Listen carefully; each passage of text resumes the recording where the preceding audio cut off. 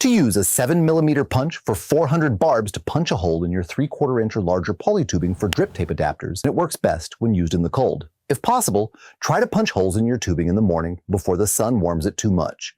To use this punch, I recommend you punch a hole in the top of the tubing and plan to tilt the adapters down to be parallel with the ground later. That's because you'll need to lean into the tubing to get the punch to work, and that's hard to do at an angle. If you tried to use this punch and got a little bit frustrated, you're in good company. The exact same thing happened to me, and I'm going to be able to help you out because really, it just comes down to a little bit of technique. First, place the punch cutting edge vertically against your tubing and push with your body weight while twisting. Think of it like you're carving out a hole into the tubing. If the tubing is stiff enough, you'll hear a distinct pop, and you'll know you've made a hole.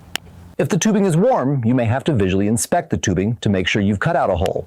If it takes longer than about 10 to 15 seconds to make a hole, you're either not pushing down hard enough, not twisting enough, or you might have already made a hole and could be cutting through the other side of the tubing.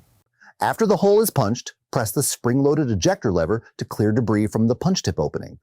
After you punch all the holes you need and have inserted the adapters, you can then twist the tubing horizontally so your drip tape can be inserted.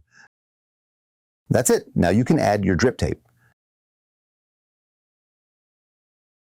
If you ever make a mistake and punch in the wrong place, don't worry. You can always use a Goof plug to press into the hole and plug it up. These Goof plugs always come included in our Drip Depot farm irrigation kits.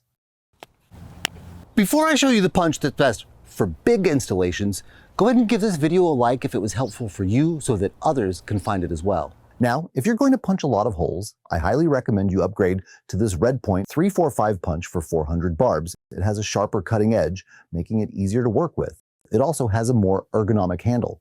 This punch works the same way, but you won't need to push nearly as hard to get a clean hole punched. That means you can punch directly into the side of the tubing and place your adapters at the correct angle from the start. This punch is much more forgiving when punching warm tubing, but it's still always recommended to punch into polytubing when the tubing is cool and stiff. All the products we used in this video are linked in the description below. And if you still have any questions, don't hesitate to reach out to us in the comments below. We read and reply to everyone we receive and be happy to help. Or you can reach out to us at dripdepot.com.